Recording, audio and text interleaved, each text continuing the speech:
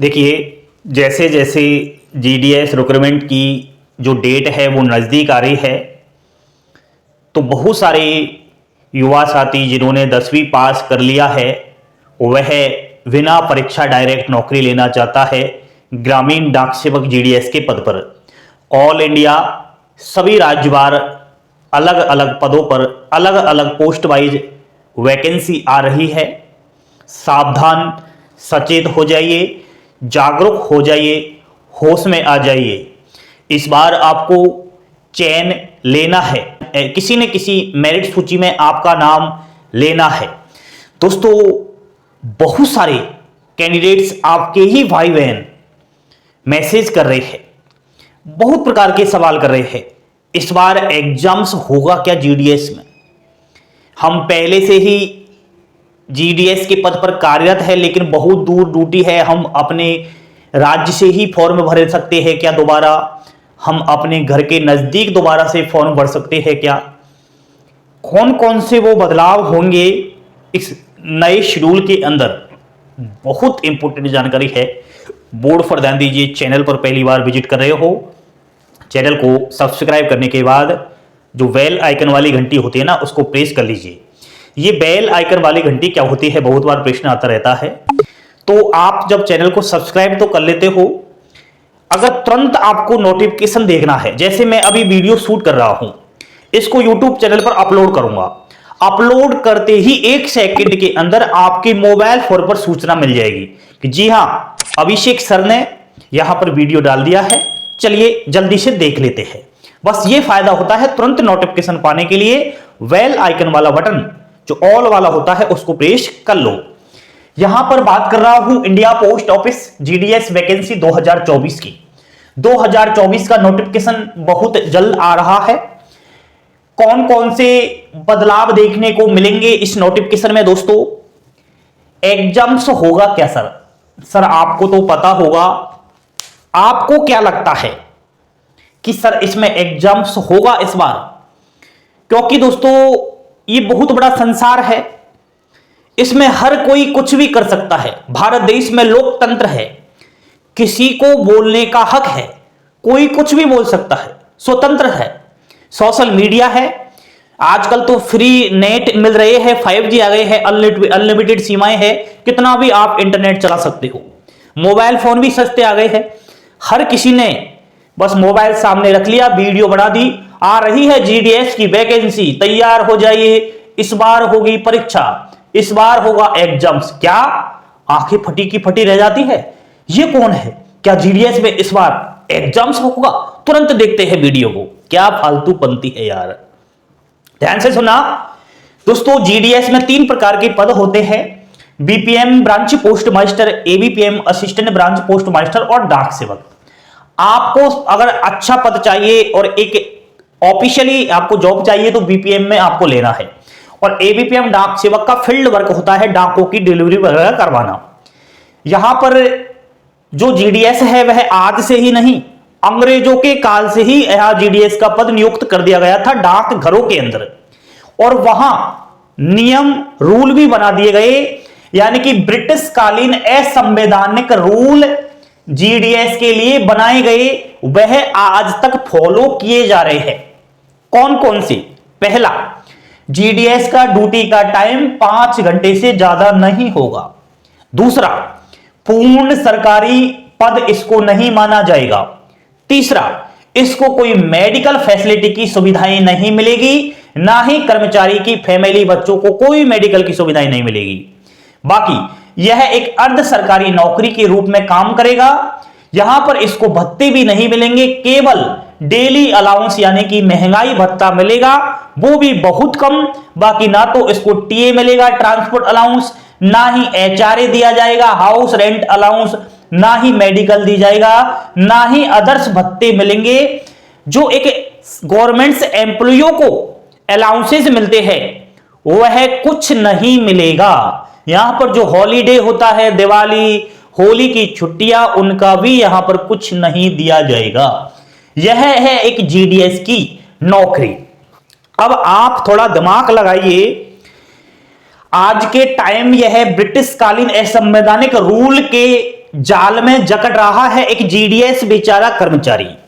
और आप कह रहे हो सर जो जीडीएस का नया भर्ती आ रहा है इसमें एग्जाम्स हो, कहां एग्जाम्स हो जाएगा। जीडीएस तो अपने आप में ग्रुप डी से भी नीचे समझा जा रहा है डिपार्टमेंट्स के द्वारा। जीडीएस का तो शोषण किया जा रहा है प्यारे दोस्तों। जीडीएस को एक कोलू का बैल समझकर उसको रात दिन नचाया जा रहा है। आज यह ब्रिटिशकालीन असंवैधानिक रूल खत्म नहीं होंगे तो आप एग्जाम्स की बात कर रहे हो। यहां नौकरी करना मुश्किल हो जाएगा, नौकरी करना। अभी थोड़े ही दिनों पहले की खबर बताऊं आप लोगों को, एक जीडीएस एम्प्लॉय, उसके अधिकारी का फोन आया, आइए तुरंत डाकघर में, आपका बहुत जरूरी काम है। ड्यूटी करके आया 5 घंटे, फिर भी बुला लिया गया। चलिए, अधिकारी का कहना है वो गया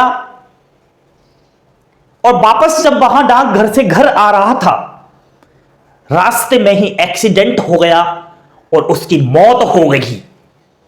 यह है जीडीएस कर्मचारियों के साथ शोषण। अधिकारी टारगेट देते हैं, कोई फिक्स टाइम नहीं, जब चाहे जब बुला सकते हैं। अब कौन है उसके घर वालों का रखवाला? क्या वो अधिकारी जिसने फोन करके बुलाया वो रोटी दे देगा उनको, उनकी वाइफ को, उनकी बच्चों को दे देगा? क्या नहीं देगा। क्यों? अब केस भी नहीं कर सकते क्योंकि यहां पर ये ब्रिटिशकालीन असंवैधानिक जो दीवार है वो सामने खड़ी है और इतनी मजबूत दीवार है कि इसको तोड़ सकता है तो वह केवल भारत देश का प्रधानमंत्री श्रीमान नरेंद्र मोदी एंड भारत देश का कोई पीएम हो, वह इसकी जड़ को समाप्त कर सकता है। एग्जाम्स जीडीएस में कतई नहीं होने वाला। कान खोलकर सुन लीजिए, अफवाहों पर ध्यान मत दीजिए। सवाल है, जब तक रूल समाप्त नहीं होंगे तब तक जीडीएस भर्ती के सिलेक्शन प्रोसेस में एग्जाम्स होने की संभावना बिल्कुल भी नहीं है। ठीक है, क्या अन्य बदलाव भी नहीं होंगे? जैसे फॉर्म अप्लाई करते समय 10वीं की अंक तालिका स्कैन नहीं करवाई जाएगी, अदर कोई आईडी स्कैन नहीं करवाई जाएगी, डॉक्यूमेंट वेरिफिकेशन के समय ऑनलाइन डॉक्यूमेंट्स यानी कि दस्तावेज की जांच नहीं होगी क्या? 100% वाले जो अभ्यर्थी हैं उनको रिजर्व पोस्ट नहीं दी जाएगी क्या? क्या वो हमेशा ही सभी पोस्ट पर फॉर्म अप्लाई करेंगे और सभी की सीट वो छीन लेंगे? एक 95 बनाकर जो बेटा है 10वीं क्लास में उसकी भी सीट क्या यह 100% वाला एनी टाइम हर साल हर वैकेंसी में हर मेरिट लिस्ट में सीट छीन लेगा? दोस्तों, यहां मुझे संभावनाएं कुछ लग रही है बदलाव होने की। 10वीं की अंक तालिका स्कैन तो खैर नहीं होगी, लेकिन अभ्यर्थी की एक ना एक आईडी किसी भी प्रकार की यहां पर स्कैन करवाई जा सकती है। 18 जनवरी को एक नोटिस जारी हुआ, वह कहीं ना कहीं हमें एक खुशखबरी दे रहा है। उस नोटिस में बताया गया कि अब जो नया शेड्यूल आ रहा है 24 का, उसमें अभ्यर्थी की आईडी अपलोड की जाए चाहिए। नेक्स्ट, ऑनलाइन दस्तावेज की जांच की बात करूं तो डीजी लॉकर से 10वीं की अंक तालिका की जांच पहले से ही हो रही है। बाकी डॉक्यूमेंट्स की तो नहीं होती, लेकिन होनी भी चाहिए। जाति प्रमाण पत्र वगैरह सबकी होनी चाहिए ऑनलाइन। आजकल तो डिजिटल माध्यम कर दिया है सरकार ने, हर किसी के पास मोबाइल, टैबलेट, लैपटॉप, कागजों का तो काम ही बंद हो गया। तो फिर आप कागज कहां, ऑनलाइन जांच कीजिए, बड़ा फास्ट प्रोसेस हो जाएगा। ये होगा, बाकी ये तो चलता ही रहेगा कि एक 100% बनाने वाला हमेशा सीट छीनेगा, लेकिन इस बार हमें कुछ प्लानिंग से फॉर्म भरना है। नेक्स्ट, सर जब भी जीडीएस का फॉर्म अप्लाई हो, हम पहले से ही एबीपीएम है और हम एबीपीएम से बीपीएम बनना चाहते हैं, वह हम बन सकते हैं दोबारा से फॉर्म भर के? क्या हम दोबारा से फॉर्म भर सकते हैं? बिल्कुल। आप अगर एबीपीएम हो, बीपीएम की नौकरी लेना चाहते हो तो नई वैकेंसी में फिर से फॉर्म अप्लाई कर सकते हो, लेकिन एक शर्त पर। अलग राज्य से फॉर्म भर सकते हैं।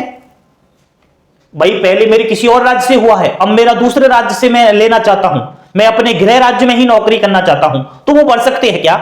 कुछ भी भर सकते हो, लेकिन आपको एनओसी लेना पड़ेगा और एनओसी आपको डिपार्टमेंट से लेकर के और फॉर्म अप्लाई कर देना है। समझ गए? कर सकते हो, कोई दिक्कत वाली बात नहीं है। हम जो है किसी भी राज्य सर्किल से फॉर्म अप्लाई कर सकते हैं क्या?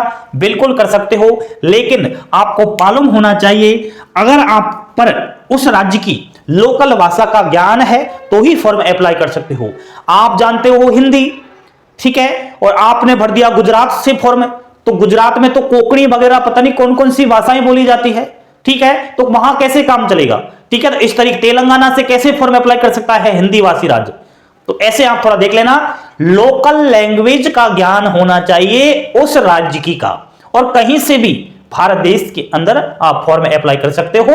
लोकतंत्र है, स्वतंत्रता है, ठीक है। ये कुछ सवाल थे जिनका मैंने रिप्लाई दिया, और आपके अगर सवाल है तो आप कहीं ना कहीं कमेंट्स बॉक्स में मैसेज छोड़ दिया करो, और आपके लिए कहीं ना कहीं दोस्तों तुरंत आपको मैं अपडेट दे दूंगा, ठीक है।